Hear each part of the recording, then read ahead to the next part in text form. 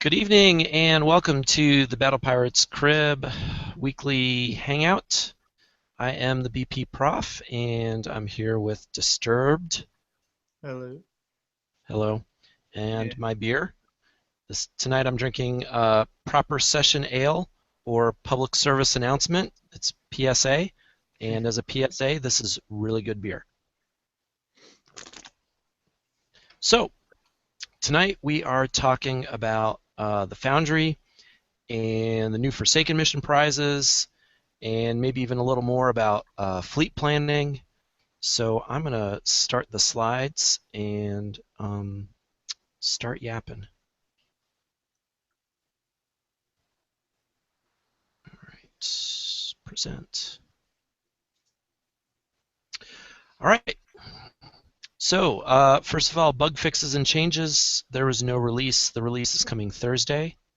So enjoy Charlotte McKinney. She is the theme for tonight's show by request. I heartily endorse that request. I can see. Yep. All right. So let's talk about the raid first. There is still a little less than a day left, and I think probably the biggest point of attention was that the beginning of the raid for the first, I don't know, 6, 8 hours or so was just a total mess. Yeah. Yep. I was at work, so I didn't get to play too much for the total mess, but they did extend it a full day. I mean, I guess that uh, compensates. I don't know. What do you think? I like it. It gives you an extra day to get points and prizes and stuff. If you sent in a ticket, you were able to get some gold from it too. I got 100, so Hmm. Okay. Well, I did not send in a ticket because I wasn't playing. You know, the next thing I want to talk about is difficulty. I posted in the article. I was expecting to have a lot more trouble with this raid. What did I you don't know. think? What did you think? The raid's actually a lot easier than I thought. I thought I was gonna struggle to get 25 shards and the new stuff, but I'm camped at 200 mil right now, so Yeah, yeah, I'm around no 100 and complain. But some.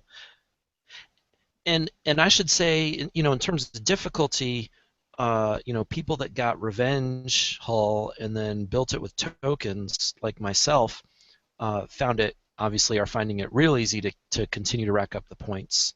The Revenge yeah, is making a great tank, but even before I had the Revenge, I got that first whatever 20 some million pretty smoothly. Maybe 6 to 8 coins an A set. Yeah, for a while there running cruise, I was getting, basically a mil points for a coin repair because I'd run a demo crew and grease monkeys. I could do 3 sets for, 10 coin repair. Yeah, yeah, yeah, clearly with the Grease Monkeys, cut all that in half, so it's about where I was too. Yeah, and what I'm trying to figure out is whether this raid was easier than previous iterations of this raid style, or whether I spent a lot of the last month kind of tweaking my fleet, and maybe I just did a good job tweaking my fleet. I don't know, but like an 86 in the raid before this was causing me like 10 coins of damage all by itself. Yeah, last Um, raid I was still sticking to the 101s because my Punishers, for one, weren't ranked and they weren't built for missile defense, so they were taking quite a bit of damage. But I refitted them before this raid and I got rank on them, and they were rolling over A sets pretty easy. yeah, yeah, I think the countermeasures are really really important. Yeah, the Gale defenses, they stop mortars very well. Right, right. That's kind of a prereq to being able to do A sets. If you have to try and keep moving and plowing through A sets and avoid all the mortars, yeah, you're in big trouble. Yeah, two Gale threes on a legendary fleet, total of 10 in the fleet. No boost to them. Mine are only like R3. They'll hold off all the mortars basically, you know. Okay. Yeah. Yeah, I've got, well, I'm running a countermeasure Neptune, and so it's got the frontline countermeasures on it, and then it's got a bunch of Gale 1s and a couple Phalanx. And yeah, Yeah. it does pretty well. Yeah. All right. You hit any 110s? I hit one. It went fine until halfway through it. I suddenly took 50% damage in one shot, and I figure I hit an ice mine and one of those arc missiles hit me at the same time. So I finished that one and then let them alone. Yeah, yeah. After running into him in the preview server, I wanted no part of those. So, um, yeah, and I think that's I don't hear about too many people hitting those. Well, I know a person in my alliance who runs a Savage flag on our Revenge, and he's hitting them for an instant repair. Wow. Okay. No armor, no rank. Okay. Well, that's something. So, let's talk about this revenge, right? It's got deflection out the wazoo. It's making a great tank, and I think the point that's really most important is that this is the only event where the revenge is going to be a useful tank. Yes, because everything from here on out for player versus environment will have deflection bypass. Yep, So yep, yep. next raid, these aren't going to do very well. Right. And just, Kixeye is, I think, trying to get the word out. Definitely, shows like ours in the community are trying to get the word out. Facebook groups are trying to get the word out. You know that that environment targets, PVE targets, are gonna get deflection bypass, and when that happens, these revenges are gonna suck. And you know, a lot of people are gonna say nerf, nerf, nerf, and it's not a nerf. The, the, the, you, It's been the plan all along. The revenge is stronger than it's supposed to be right now. So yeah, technically, it's buffed as it is. They're going to put it so what it should be on May 3rd. May 3rd, really. Yeah, that's when it's going over to they're fixing the bypass deflection and stuff. Okay, I didn't realize there was a date on that. So that's good to know because then you also have 2 more weeks of, this. I mean, this thing's going to clean up in mines and dubs and all kinds of. Wow, it's going to clean up in Forsaken mission, whether they change it or not. I didn't realize it was going to be another 2 weeks. That's what it said on the forum post was May 3rd. I'll take another look at it, but No, that's all right. I'm sure you saw it. yeah. All right. And then I guess the last bit on my list. How about shards? I've been trying to get ghost crawler shards pretty much. I don't know. Well, for me, I could get a ghost crawler or a phantom tiger shark for basically the same amount of points. But, I pulled 150 proto nemesis shards. I got 50 more ghost crawler shards, 25 hellstar shards, and I'm planning on 25 mana war shards once I work up the points. Hmm. All right. I mean, do you think you really want to build a protonym? It was well for base defense. It was in between this and the Hellstar, and overall, yes, the Uh, Hellstar is the better attacker, but the Proto Nemesis is going to be easier on my wallet. It's a faster build, faster repair time. You know, okay. Okay. don't All have to right. deal with drones and all that. Fair enough. All right. Anything else you want to say about the raid? We've been talking about it for a little while. Um, no, not really. I pretty much covered it. All right. Let's move on. Schedule. So there was a lot of schedule stuff coming. So first of all, this week's release is going to be on Thursday. Yep. So that is tomorrow afternoon.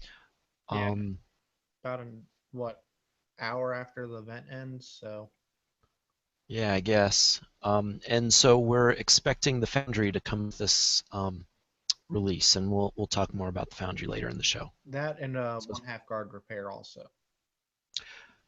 okay, good to know. I was wondering about that. Unless it gets pushed off again. Pushed again. Yeah, because they spent so much time fixing this freaking raid. Yeah. And so then after the release, they're going to start the Forsaken mission the next day. It's going to run Friday till Wednesday. Um, so you're going to have a little less time to do it. And then I think the next one is also going to be pushed off a day, so you'll have a little less time to do the following weeks. Yeah. So just keep an eye on that if you're tight. Um, and then rank. Apparently this weekend, certain hulls will have a discount when buying VXP ranks bulk. So if you really, really can't wait for VXP weekend, just 1 week, just 1 week, Yeah.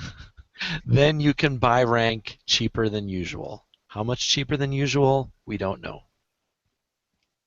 But I'm guessing it's not going to be as cheap as VXP weekend. Yeah, it's highly expensive to rank any hole to legendary coin wise. Yeah. Yep.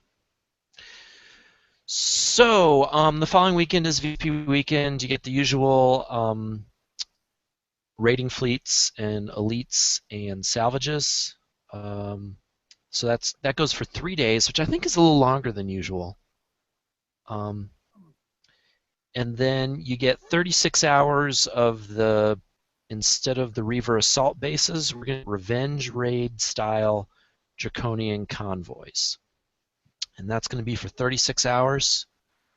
Starts Friday morning, Kixeye time, so Friday afternoon Yeah. in the UK.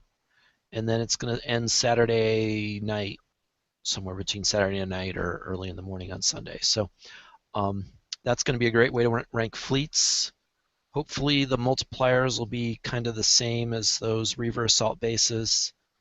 I know people were essentially just suiciding in those Reaver assault bases once they figured out that really there wasn't much worth giving you XP besides those front ships. Yeah. We'll see if this is different. I don't know. But what they have said is that you will get an increased VXP multiplier when hitting the runner ships. So that's good to know. And even if you can't catch the runner ships, you might want to think about building some rockets. And I think it's daisies work pretty well on those runner ships, or at least they did during that raid series.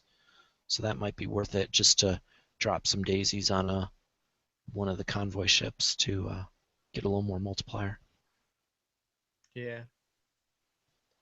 That's what I was missing just, but I never used rockets really, so Yeah, so build 25 daisies so you're ready.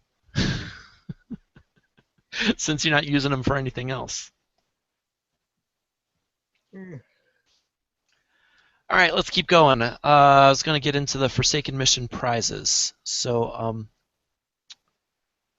first is Combustion System 2. I was really interested to see what this one would look like. And so it gives a projectile speed increase, a spread increase, and a splash increase. So that's kind of interesting. In this chart at the bottom, oh, you guys can't quite see the build time comparison, but we don't know the combustion system build time anyway. So yeah. anyway, so it weighs a little. Obviously the best kind of similar special we've had up until now is Explosive System 4. So it's a little heavier, a little lower projectile speed, but better splash. And a big difference in spread. Yeah, so spread's kind of interesting, and because a lot of the explosive systems have had a negative spread, which means you get a tighter pattern of your shots dropping. Yeah. And that's generally good for mortars because you want to hit the thing you're firing at. Now, combustion system has a plus spread, and I'm thinking that this is going to be really good for Gatling guns. Yeah.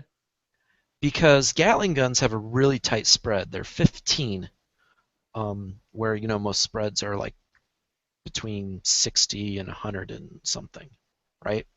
Yeah. So this plus spread will let those Gatlings just hit a little wider area, and I'm thinking that's probably a good thing. Yeah, see, I was thinking of using it on my heavy cruiser with the heavy death scythes. Oh, okay. Yeah, yeah. That's also a good use for them. Yeah.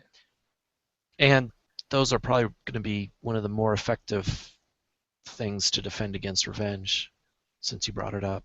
Yeah, them and enforcers are gonna be big defenses. Yeah, yeah.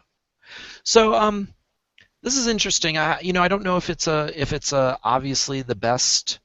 Definitely use it always, compared to Explosive System 4, but it's pretty good. You got to trade that little bit of projectile speed for the extra splash. You So, also have to make sure you got the weight for it too. yeah, I mean, yeah. 3% isn't a big difference, but some of my builds run within 100 tons of the max weight of the ship. So, Yeah, I was looking at, Revenge and Citadels, and it was real close with Explosive System 4, and I think it was over with Combustion System. So I got to think about that carefully, which one I'm really going to use. But I would like to get. I think I want to use Combustion System 2 on the Gatlings, and then maybe stick with Explosive System on the mortars. It's yeah, kind of it's kind of how I'm leading. yeah, because explosive system 4 is what I'm running on my citadels. So, Right, right. And if you're remote targeting, you probably want as much speed as you can get. yeah, because that's So the plan for them. yeah. All right. Zenth Armor D5C. Um, this is just like D5X, except ballistic defense. It gives you the deflections, and we don't know the build time. And I brought that up because, the C and the R armors have lower build times than the other types. So hopefully this one will get the lower build time. Might be a little cheaper way to get some deflection on your ships. Yeah, So yeah. And then alloy armor CL. So I was actually wondering if this was going to be corrosive defense, but it's not. It's ballistic and radioactive defense. yeah. When I And saw it first, I thought corrosive defense too, because I saw the green, but then ballistic and radioactive, which is still good, but yeah, and with people saying, "Oh, use launchers, use enforcers against revenge," I was wondering if you want to use this on revenge. But then I started thinking that, the turrets that people are going to be using that are most effective are probably going to be the executioners. yeah. And so if you use this, then you give up the missile defense, and so you're going to be at, some horrendous minus 60 missile defense against the executioners, which means that damage is going to be bumped up, and Oh that's yeah, going to be it's huge. I've already seen them in action against a revenge. yeah. So I don't know if I'd use this. It's tempting, but Well, if you want to build a fleet to do track mines and dubs, this is great. that's true. 'Cause it's probably what I'll be putting on my Punishers once I tweak the build around a bit because the radioactive defense, it makes them good for the dubs, the drac mines, and drac bases. So if you can have one fleet to do three different targets, you're going good. Yeah, and those are all siege targets, and we'll get to that in just a minute. So hopefully you do want the same fleet to do all three of those kinds of targets, Yeah. and being specialized isn't such a bad thing. So that's an excellent idea. All right, keep going. Let's talk about the Foundry. Um, so this is going to replace Hull's being in the retrofit lab, and it's also going to replace repair specialists. But what we have already isn't going away, so they're just sort of it's shifting directions a little bit. Now, one of the key things you got to understand for how to use the Foundry is that hulls are going to be divided into classes. I've got 4 of the classes here, and actually there was a post late last night from Rycan that had more info on all this, which I'm going to share in just a minute. I just didn't update this chart. But the important thing is only Siege is going to be in the Foundry at initial release. So keep that in mind as you go through this. The way the Foundry is going to work is that you earn fragments from targets, and then you can use those fragments to upgrade fleets. And this is the pop-up you're going to get when you click on a target. This one's a Draconian Armada. So Draconian Armada in this picture is giving you Tier 2 skirmish fragments and Interceptor V2H fragments. How does that work? Well, so you're going to get these hulls are going to be kind of split up in classes. Oh, I did the same text 2 pages in a row. I guess it was late when I made these charts. Sorry, guys. So one of the things you're going to do is you're going to earn blueprints, be able to earn blueprints through the Foundry to try and catch up with older hulls. So you've got ballistic hulls shown as an example here. They're organized in tiers: Dreadnought, Vindicator, Crusader, Centurion. And then to actually unlock that, you're going to have to earn sort of generic fragments for that tier, fragments for that hull, and then also have a possibly have a particular blueprint. And this one is shown as Siege Battery 1, which, by the way, it is a prize in this raid, but it's also going into the Forsaken mission coming up. So you might not necessarily need to spend points on it. So that's one thing you're going to be able to do in the Foundry is get hulls. The other thing you're going to be able to do is improve hulls. So this is going to be instead of improving them in the retrofit lab. And a little of what I've heard, this second bullet might be wrong. I think it is going to be the same sort of retrofit mechanic. And I'm not even sure this third bullet either. So we're just going to have to kind of stay posted on this Foundry. I'm apologize because I'll admit I don't understand this well. It's not out yet. Neither do I. A bunch of it's, not very clear because they haven't really explained it in detail. I'm sure if you go through forums where Doomster was answering questions, you could find the question and the answers, but that's a lot of searching because I think there's like 17 pages last time I looked. So yeah. I'm seeing some stuff that you're going to see improvements to a class of ships, and then I'm seeing other things that you're going to be seeing improvements to individual ships. So maybe both, maybe one, maybe the other. I'm confused. personally, my thoughts are, knowing Kicksai's track record, it's going to be boost per ship, not per class. Yeah. Because with only 4 classes, it wouldn't take you too long to get all the boosts. But if you have to do them per hull, it's actually something that's worth spending the time to do. So Yeah, that's true. But the big thing that I think that this is going to do is whether you improve many hulls at once or just one hull at a time, you are going to be able to improve hulls in the Foundry while improving components in the retrofit lab. So that's going to be nice. They split off turrets from buildings, and this is another way to get you a little more worker going.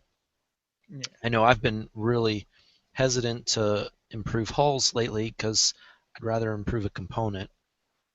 The only And hull I have that I want to improve is the Highlander's nuclear cruiser, and that's because I just got it. So Yeah, there's that one. I haven't retrofitted that one. It would be nice. And then I only got my V2H up to R8, and then I don't use them that much, so it's not that big a deal. But it would be nice to keep bumping that one up. But Yeah. all right, so I wanted to go back. I got these in maybe not in the best order. Um, so last night Raycam posted a information on the forums and gave more information on what classes are what. And I just slapped these descriptions up in the slides about an hour ago. I'm not going to read them all to you, but it does go through the classes in more detail than I had when I originally made these slides. So you've got 6 classes. You've got skirmish, um, which is a fleet versus fleet. So again, hull will be best suited for fleet versus fleet, and skirmish targets are enemy ships only. And so again, armadas and drac convoys, good examples of skirmisher targets. So then assault targets, they say they're PvE targets that contain ships, but also a couple turrets or buildings. Um, so assaults are not going to be FEF only. They apparently will have some siege deflection too. They're gonna be like the Forsaken mission targets. Well, hold that thought because this is primary ships, but then also turrets. And there's another one coming up that's like primary turrets, but also ships. And I would say the Forsaken missions are Uh, that. yeah. I can't think of any targets we have that are more ships than buildings, other than maybe some of the campaigns we have. But maybe we'll be Yeah, seeing some new targets popping up on the world map. yeah. Maybe some of the like the Reaver bases, Yeah, right? that'd Like be like nice. well, even those probably are more turrets than I don't know. I'm thinking of the 85s. They're about an even mix. Yeah, yeah. All right. Well, anyway, that's assault. Um, so and then siege, you've got turrets only. So uh, Dubs, track bases, yep, mines. yep, yep. So um, siege deflection only, and that's your siege. So let's go to the next one. So you've got garrison, PvE target that contains structures or turrets, but also some small amount of ships. Oh, unlike skirmisher and assault, these ships will most likely be stationary or slow moving. So, okay, I see what you mean, and maybe you're right. Maybe those old 85s are assault targets, and garrisons they say are like these current strongholds. All right, I'll buy that. All right. Um, so those are garrisons, conquerors, PvP. So clearly, right now, revenge is your conqueror hull, and wide variety of unique and interesting options that includes both base hitters and PvP FEF hulls. Okay, Okay, there's so some mixed messages there to me. because it's well, I think that the defining characteristic of Conqueror is the high deflection and low resistance. Like what Yeah, we've seen with the Revenge. but to me, they're saying, it's also going to be a fleet versus fleet and baser at the same time. They're kind of not being very clear on that line there. Well, I'm but look, guessing. I mean, the Revenge is good against fleets too, right? I mean, you got 3,000 deflection. I actually haven't seen any in fleet versus fleet besides for testing them against an enforcer. So I the only mean, one I've attacked with a ghost crawler. So well, yeah, Ghostcrawler's kind of an exception, as I experienced as well last night. Didn't want to. Um, all right. So anyway, and then you got the Defender, which are your base guard. Um, and so they're saying future defender hulls are going to have high deflection. Now,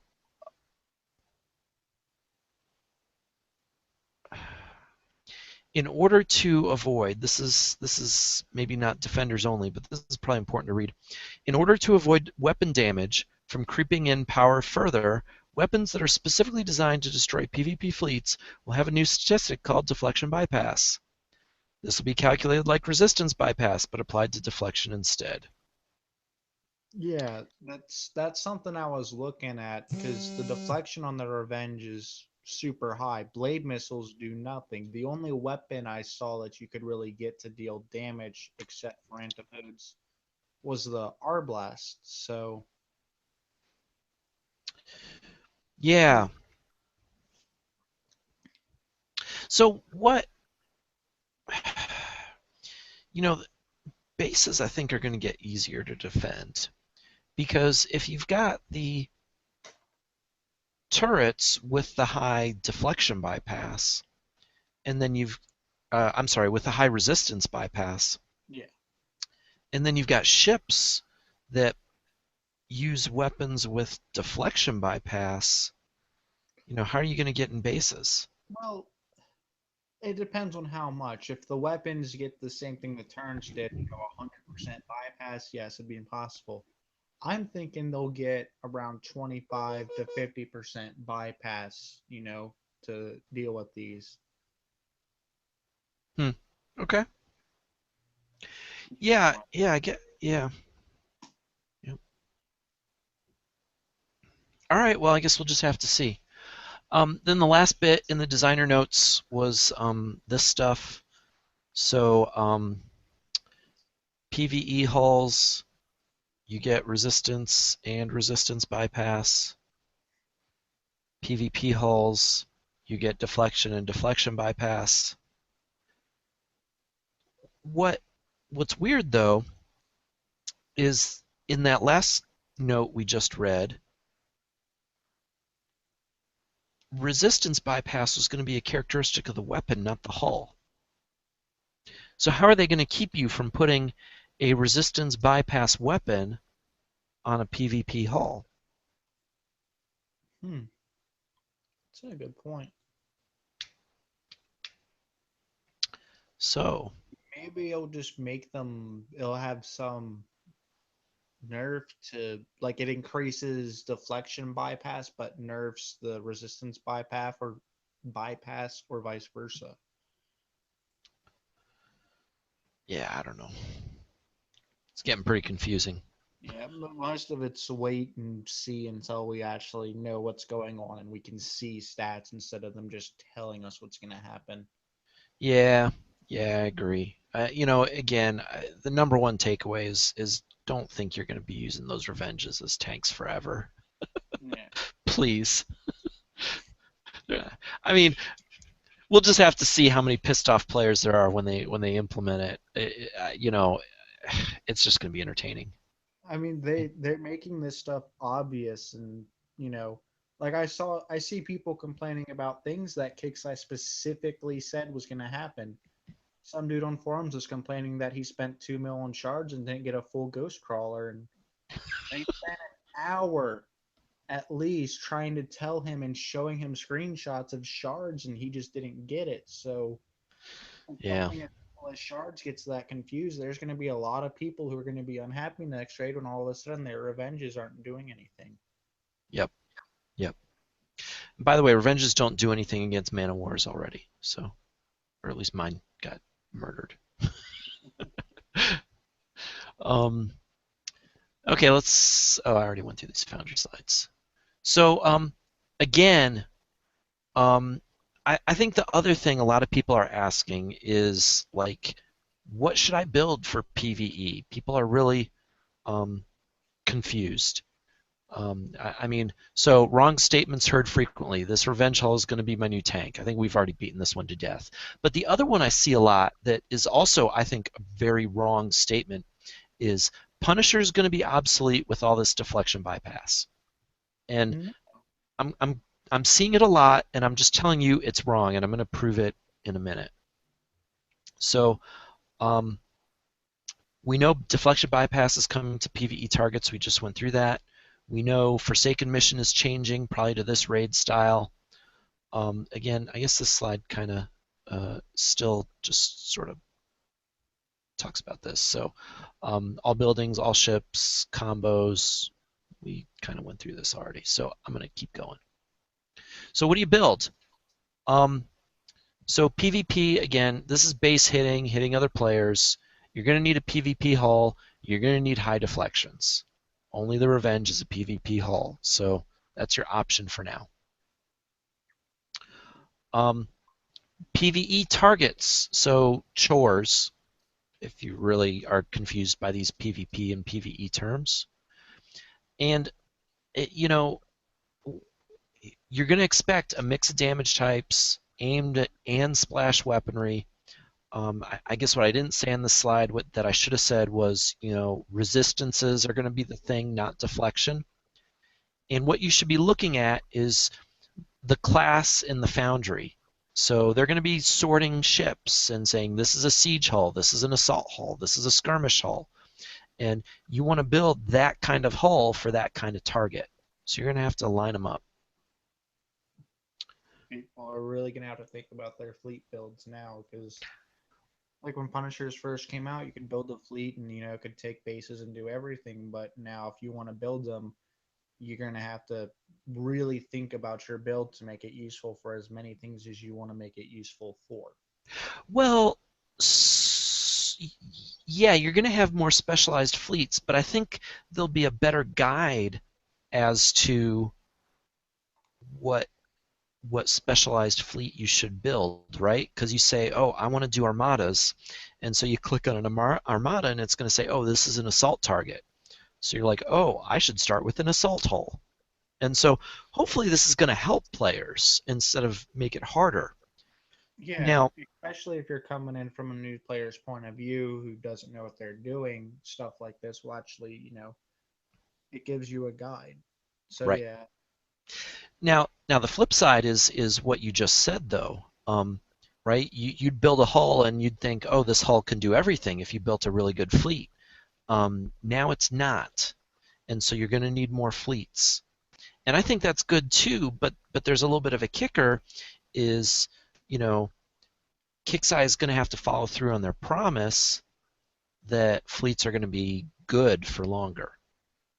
yeah, and like I was talking about before we started the show was is if you're getting a new baser every 3 months, your basers will last longer. If you're getting and then fleet versus fleet, garrison and stuff like that, we're not getting a new hull that can do everything each month. It's do you want a baser this month, and then the next month it's do you want a chore fleet, and the next month is fleet versus fleet. Your ships will have a longer lifespan. Yeah, yeah, and you could even think of it as there were 6 ship classes, right, that we just went through. Yeah, You could see them releasing a ship from from a class every month, right? So you kind of rotate around every yeah. 6 months. So you'd get 2 new basers a year, 2 new defenders a year.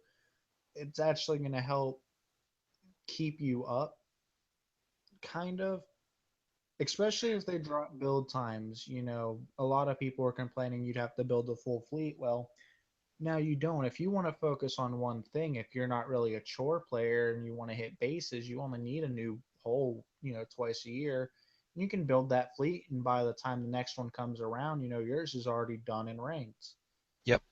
And Yep. vice versa. If you don't hit bases, well, just focus on getting PVE holes. Yeah. Yeah. And I mean, fleets, they've come down a little bit. I mean, they're not where I'd like them to be, but you're seeing times closer to 3 months instead of 4 months at least. I think Yeah. for a full fleet. And then you got tokens and all that to try and pull that in even more. But Yeah, tokens are very helpful for building a fleet. yeah, yeah. All right. And then guard fleet, and again, that was called the garrison type. So the thing I was thinking about a guard fleet is, the Revenge has a real weakness against enforcers, but I'm not sure every PvP hull is going to. So I would just, Yeah. you For all know, we know, the next PvP hole is going to have 15,000 deflection. So, right, right. And then my other tip is that corrosive DOT damage, like from, say, the Death Scythe, or if you can manage to get some torpedoes, Styx torpedoes, or um, Cobra scatters. Cobras. Thank you. Um, yeah, um, so, some weapons like that might be really useful to try and get some damage on those Revenge as well. Yeah. And then this is my professorial slide here. And I said it a little earlier, maybe more than a minute ago, but I said, the Punisher is not going to be obsolete for chores, and this is why. So I stacked up um, ships by the number of specials they have, because in general, 5 special ships are better than 4 special ships, and blah blah blah. And and I just charted out, what's their evade, what's their base ballistic, explosive, what's their base defenses, and I created what's called a KPI, Key Performance Index. This is a program management term. Um, and the formula I used for my KPI on what hulls are good and what hulls are not is I said double evade plus all the other resistances. And I ignored concussive because you don't see too much of that. Maybe that's Yeah. a bad idea, but that's what I chose. So if you want to make your own KPI, feel free, but these are mine, and these are what I'm going to share. So, um, it's not perfect, but it's a rough estimate of what hulls are more effective than others in terms of defending against damage in these, call it PVE hulls, where deflection quite possibly is going to be useless. So the Punisher comes up clearly on top, and you see its KPI is a lot higher than the other ones. And if you just look down the chart, its resistances, if you want to look line by line, its evade is far above anything else. Ballistic resistance above anything else. Explosive is up there. Penetrative is up there. Um, so, Punisher is still going to be, I think, the best hull for PvE until we see something new come out that's better. Yeah, I'll agree with you on that one because its resistances are pretty good, 60 and 40%. High evade, it's good speed. Yep, It's a great hole to have. I don't think it's going to be outclassed for a while. yep, yep. And then, if you keep running down my metric, next was the heavy cruiser, which has really good resistances but no evade. So, you got to think about that. How do you try to compensate for that low evade? The heavy cruiser also has that horrible turn, which is kind of a weakness. But it does have the heavy weapon slots, Yeah, and it has yeah, a lot more armor slots. Well, 2 more armor slots. So right, right. And then after that, you got the Drac Carrier, you got the Rhino. So, if you can't get a tank, even if you can just get the Rhino, set up one Rhino as a tank and set up your other ones to be offensive beasts, and you'll still be doing all right. yeah, Then you get kind of some weird stuff, right? You get the Citadel, which is really good resistances against explosive and penetrative, but nothing against anything else. I've got the Neptune, which doesn't show up that great. It's got great deflection, but if you ignore the deflection, the Neptune's maybe not the best choice. And yeah, then you've got the Centurion, which, on this chart is the worst, but it does have that splash resistance aura. So, yeah. it might be good in some situations as well, It even though really the depends what you're facing. Like the Centurions, I've seen them take shots from the Dub scatter gun, and because of that field, they don't take that much damage. But cool. overall, the resistances aren't good. So Yeah, yeah. And then, for special ships, I'm not going to run through these, in lots of detail, but the V2C happens to come out on top. Um, I think the V2C was underrated, although you know. Um, Fusion Cruiser came out pretty nice. Yeah. Gore Saber. Um, One thing though, I do want to say I left off this chart. I left off stuff with repair modifier above 100%, and I left off limited hulls just because I wasn't going to do everything. So, if you have certain hulls you're interested in, these numbers are pretty easy to compute and compare. So, do it yourself. Um, the thing that the high repair mod left off that you might want to think about is the Hellstrike. Hellstrike R10 came up with a KPI of 2.2, but with 150% repair modifier, you almost want to cut that KPI because you're going to get more repair time from that modifier. So that's that. This hopefully will help you in thinking about what to build. I'll probably uh, use this in the blog in the future in some sort of article, so probably won't be the last time you see it. Anything else? No, not really. All right, it's time for screw ups. Like if you've got great boobs and you put burgers in front of them, I call that a screw up. But I think this week's screw up was kind of an obvious choice. The kickoff of the raid was just a disaster, and Yeah. I don't Stop know. playing There's or I until don't know. Go ahead.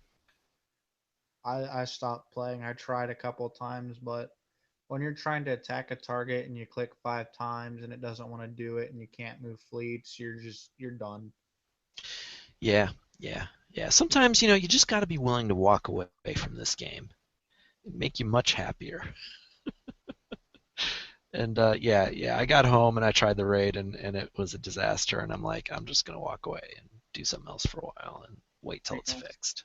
Last time I decided not to walk away, I ended up with a broken laptop, so not doing that again.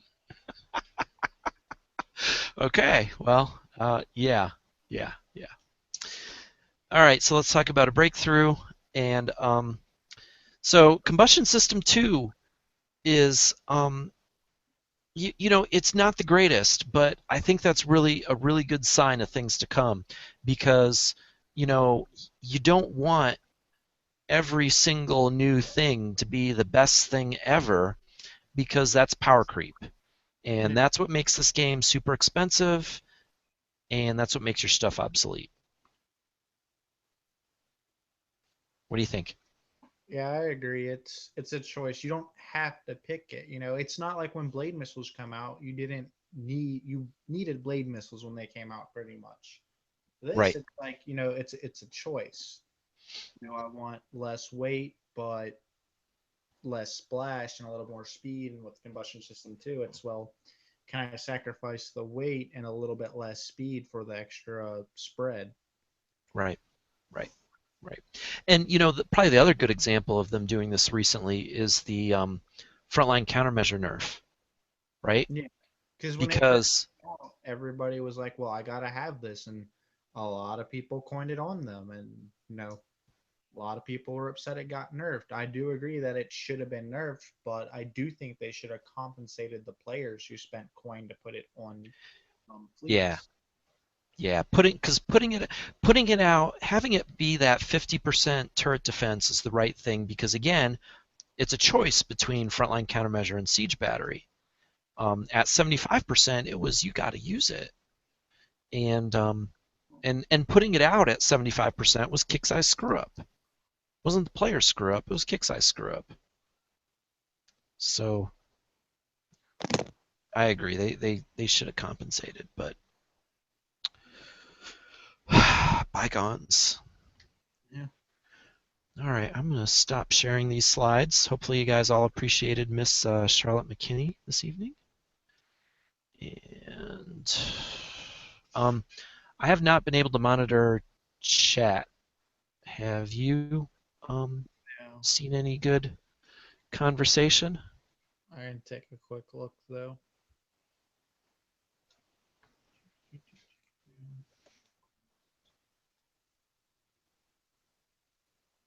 Wait for it to load. All right. Well, the first one that pops up is 1 day extra on the raid was not enough. Yeah. I Well, have to disagree with that because we got 6 hours of screws up, then a full day to rework it. yeah, you can't hey, Disturbed, I'm gonna have to mute you. You're getting some echoing. Hmm.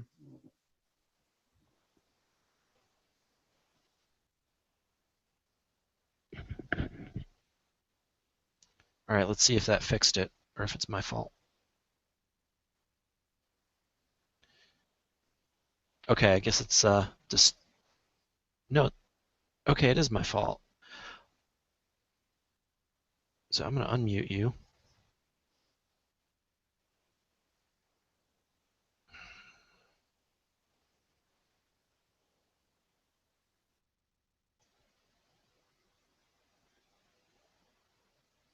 All right, apologize for these technical difficulties. Disturbed, unmute yourself because it's not you, it's me, and I'm not breaking up with you. Okay. All right, I'm gonna have to kind of talk without listening because my audio's getting. Sorry about this, guys. Um,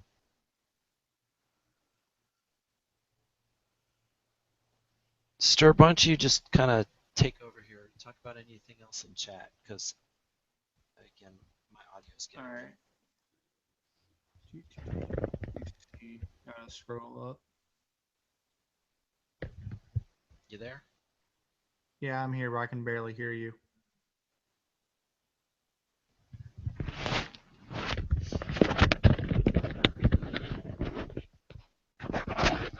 All right, well.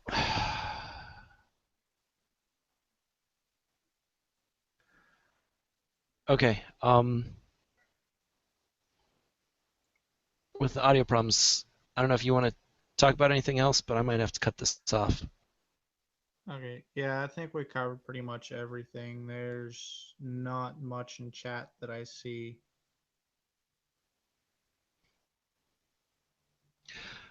Okay, well, sounds good. Apologize for these audio problems that cropped up in the closing end of the show, but thanks for coming out. Everybody in chat, everybody watching us live. Disturbed, thank you very much. You're welcome. I'll have to give Earth a bunch of crap for not being on here. All right, I'm gonna cut it off. Good night. Yeah, okay, let's give Earth crap. But I gotta cut this off. Good night, everybody.